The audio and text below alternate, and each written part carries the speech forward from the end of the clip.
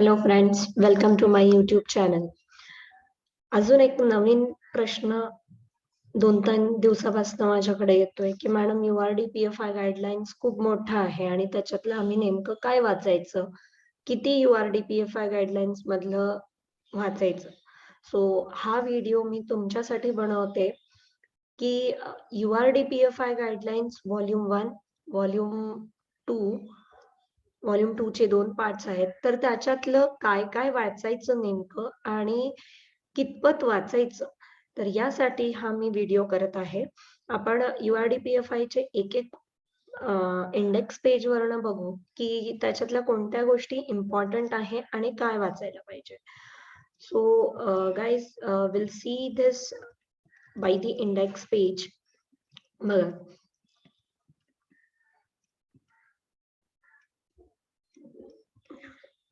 ठीक आहे. आता कंटेंट मध्ये जेव्हा तुमच्याकडे या गोष्टी लिहिलेल्या आहेत, scopes and purpose of various plans. पण ह्या ज्या प्लॅन्स आहेत ते आपण MRTP ऍक्ट मध्ये बघितलेले आहेत. Regional plan, development plan, even annual plans म्हणजे काय की अॅन्युअल प्लॅन म्हणा किंवा लोकल एरिया प्लॅन, या सगळ्या गोष्टी आपण कुठे ना कुठे, जर तुम्ही एखादा DP चा रिपोर्ट वाचला असेल, RP चा रिपोर्ट वाचला असेल, त्याच्यात कुठे ना कुठे तुम्हाला आलं असेल किंवा नावानी सुद्धा तुम्ही इमॅजिन करू शकता की अॅन्युअल प्लॅन कसं असतं, लोकल एरिया प्लॅन कसं असू शकतं. सो हा 1.5 एवढं वाचायची काही गरज नाही, कारण की हा इंडिया लेवलला ज्या काही डेफिनेशन्स आहेत त्या इथे दिलेल्या आहेत. त्या मे बी तुम्हाला इंटरव्ह्यू मध्ये कामी येऊ शकतात. नेक्स्ट, जेव्हा आपण खाली येऊ तेव्हा एक TOD नावाचा कन्सेप्ट आहे, दॅट इज इम्पॉर्टंट. पण त्याचं खूप मोठं डिस्क्रिप्शन पुढे दिलेलं आहे, ते मी तुम्हाला तिथे सांगेल की इथनं वाचा. Yes, this concept you have to read, that is transit oriented development. काय असतं त्याच्यात, काय प्रोव्हाइड करतात आणि कशाला ट्रान्झिट ओरिएंटेड डेव्हलपमेंट म्हणतात, त्यांनी कॉम्पॅक्ट सिटी फॉर्म होते, अशातल्या सगळ्या काही गोष्टी पुढे ट्रान्सपोर्टेशन मध्ये दिलेलं आहे. That you have to refer. Next, plan formulations मध्ये ऑलमोस्ट नाही काही वाचलं तरी चालेल, because content of DP, content of RP, that is covered in section number 22 आणि सेक्शन नंबर 310 वगैरे MRTP ऍक्टच्या.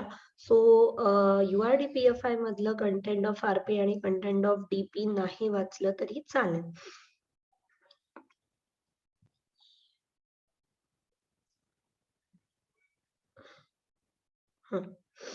आता आलोय आपण रिजनल प्लॅनिंग अप्रोच वर. आता बघा, इथे त्यांनी एक TOD दिलेला आहे आणि एक विलेज प्लॅनिंग दिलेला आहे. पण again it is little bit short description की विलेज प्लॅनिंग मध्ये काय काय गोष्टी केल्या जातात आणि TOD मध्ये काय काय गोष्टी केल्या जातात. सो मी सगळ्यांना सजेस्ट करेल की विलेज प्लॅन साठी जी नवीन स्कीम आली आहे आयदर ते वापरा, otherwise best is to go for the Sansad Gram Yojana, जी सायगीची रिपोर्ट आहे, that is best for the village planning. Next, इथे तुम्हाला जे इको सेन्सिटिव्ह एरिया आहे that you can refer from this point. जो तुमच्या एन्व्हायरमेंट पॉइंट ऑफ व्ह्यू एक इको सेन्सिटिव्ह एरिया म्हणून तुम्हाला टॉपिक आहे, ते तुम्ही इथनं रेफर करू शकता. Next, urban planning approach.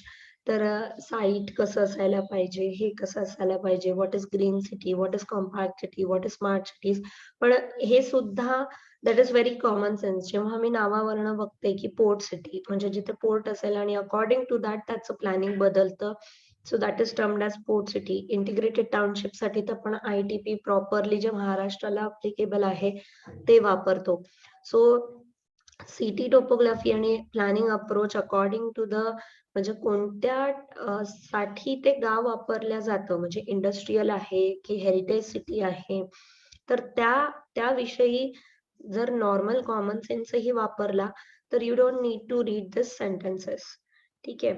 आता जो इम्पॉर्टंट टॉपिक सुरू होतोय तुमचा, तो जर एन्व्हायरमेंट जो पॉइंट आहे तुमच्या सिलेबस मधला, तो इथनं तुम्हाला मिळू शकतो, that is sustainability guidelines.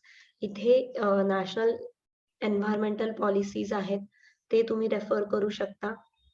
Then environmental protection law act आहे, कारण की याचं वेटेज खूप कमी आहे आणि जस्ट तुम्हाला वर्ण माहिती करायची असेल की व्हॉट इज EPA, तर हा एक म्हणजे गुड रीड आहे, तुम्ही हे रेफर करू शकता. व इथे रेन वॉटर हार्वेस्टिंग गाईडलाईन्स आहे, बफर झोन गाईडलाईन्स आहे, कोस्टल एरिया. सध्या हा कोस्टल एरिया रेफर नका करू, कारण की 2019 ला वेगळा CRZ नोटिफिकेशन्स आलेले आहेत. सो इथे पण सुद्धा फक्त कोस्टल एरिया काय आहेत आणि कसं आहेत रेस्ट्रिक्शन्स वगैरे तेवढं you can refer, but CRZ regulations पूर्णतः बदलून 2018-19 चे नोटिफिकेशन्स आलेले आहेत. Please try to refer that. Don't refer from this URDPFI guidelines. ठीक आहे, म्हणजे कोस्टल एरिया तुम्हाला सिलेबसला नाहीये, पण मात्र जर GK पॉइंट ऑफ व्ह्यू तुम्हाला वाचायचं असेल तर you can go from that notification directly. Now the important point started, that is the types of सर्वे. इथनं म्हणजे 7वा चॅप्टर हा खूप इम्पॉर्टंट आहे आणि इथनं तुम्हाला मात्र सगळं काही वाचायचंय की डेटा कलेक्शन कसं होतं, primary data collection, secondary data collection काय असतं, जो तुम्ही स्वतः करतो that is the primary data collection, जो तुम्ही दुसऱ्याचा स्टडीवरनं डेटा आणतात that is the secondary data collection. कारण की हे दोन्ही data is plays the vital role in RP आणि DP प्रिपरेशन ऑर एनिथिंग. म्हणजे जेव्हा मी RP आणि DP प्रिपेअर करते, मला जर ट्रान्सपोर्टेशन सर्वे करायचं असेल तर मी प्रायमरी डेटा कलेक्शन करेल, मी स्वतः जाऊन तिथे सगळं PCU काउंट्स म्हणा किंवा स्पीड स्टडी, OND स्टडी सगळं करेल.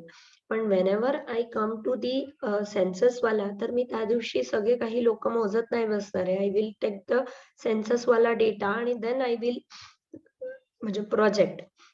सो प्रायमरी डेटा काय असतो आणि सेकंडरी डेटा काय असतो, त्याचे टेक्निक्स काय असतात, तर 7.2 तुम्हाला चांगल्याने करायचे आहे. द सेम टाइप्स ऑफ सर्वे मध्ये 7.3 आहे की सोशो इकॉनॉमिक सर्व्हिस काय आहे, लँड यूज काय आहे, कोणत्या कोणत्या प्रकारची डेन्सिटीज असतात, नेट डेन्सिटी, ग्रॉस डेन्सिटी, या सगळ्या गोष्टी 7.3 मध्ये कव्हर होतात. याला तुम्हाला चांगल्याने वाचायचं आहे. Next point is 7.5, that is projection technique. म्हणजे पॉप्युलेशन प्रोजेक्शन्सच्या कोणत्या कोणत्या मेथड्स आहेत, कोणती मेथड कुठे वापरली जाते, कोणत्या गावाला, म्हणजे जर एक्सपोनेन्शियल असेल गावाचं वाढ तर कोणती मेथड वापरायची, अरिथमॅटिक कधी वापरायची, ओल्ड सिटी असेल तर काय वापरायची, डेड सिटी असेल तर काय वापरायचं, that is covered in 7.5.1. So हा मात्र एखादा प्रश्न पॉप्युलेशन प्रोजेक्शन वर एक्सपेक्टेड आहे, तर तो तुम्ही 7.5.1 वरनं करू शकता. नेक्स्ट आहे इन्फ्रास्ट्रक्चरल प्लॅनिंग. जो काही तुमचा ट्रान्सपोर्टेशन प्लॅनिंग हा पार्ट आहे, तो कोणत्याच बुक मधनं न करता directly you can go for the 8.2, classification of road, design consideration, footpath, cycle path, hilly area सोडला तरी चालेल, PCU काउंट, डिझाईन सर्व्हिस, पूर्णतः ट्रान्सपोर्ट प्लॅनिंग इथे दिलेलं आहे. Integrated freight, even water, even air, सगळ्या गोष्टी इथे, road safety, non motorised vehicle, parking साठी काय करायचं आहे, बस टर्मिनल साठी काय करायचं आहे. So go for this 8.2 completely. Transport planning पूर्णतः वाचा, तुम्हाला खूप हेल्प होईल for transportation. Next, even the same physical infrastructure आणि सोशल इन्फ्रास्ट्रक्चर. नावावरनं बघा की व्हॉट इज फिजिकल इन्फ्रास्ट्रक्चर आणि सोशल इन्फ्रास्ट्रक्चर. बिकॉज राजस्थान किंवा एक गुजरातच्या पेपरमध्ये there was a question, which of the following is a physical infrastructure. Water supply, drainage, rain water harvesting आणि education and health facilities. So याच्यात कन्फ्युजन होतं की education and health facilities तर अरे फिजिकल आहे, no, that is the social infrastructure. So अशा प्रकारचे प्रश्न तुम्हाला एक्सपेक्टेड आहे. इथे क्लिअरली दोघांचं बायफर्गेशन सुद्धा केलेलं आहे आणि त्याबद्दल माहिती सुद्धा दिलेली आहे की किती वॉटर सप्लाय प्रोव्हाइड करायचं आहे, कसं करायचं आहे, छोटं टाउन असेल तर किती करायचं, सिवेज सॅनिटेशन साठी काय नॉर्म्स दिलेले आहेत, रेन वॉटर हार्वेस्टिंग साठी काय आहे. सॉलिड वेस्ट मॅनेजमेंटचं DPR कसं म्हणतात. सो बेंच लेवल म्हणजे बेंचमार्किंग जे सर्व्हिस लेवल बेंचमार्किंग असतं की इतक्या टक्के असायला पाहिजे for infrastructure, that is given in 8.3 and same for the social infrastructure in 8.4. So ह्या दोन्ही पॉइंट एकदम चांगल्याने करा, तुम्हाला खूप हेल्पफुल होईल. Next is specified development promotion regulations. No need to go. पहिलेच तर आपल्याकडे खूप कन्फ्युजन आहे की NBC गाईडलाईन्स करायचं आहे की बिल्डिंग बाय लॉस करायचं आहे की UDCPR गाईडलाईन्स करायचं आहे. So no need to go for the DCRs for URDPFI guidelines मधनं करायची काहीच गरज नाहीये. तुम्ही MBBL वापरा किंवा म्हणजे MBBL वापरा. I will suggest you to go for the MBBL. So आज पार्ट 1 मध्ये म्हणजे URDPFI गाईडलाईन्सच्या पार्ट 1 मध्ये काय रेफर करायचं आहे हे मला वाटतं तुम्हाला कळलं असेल.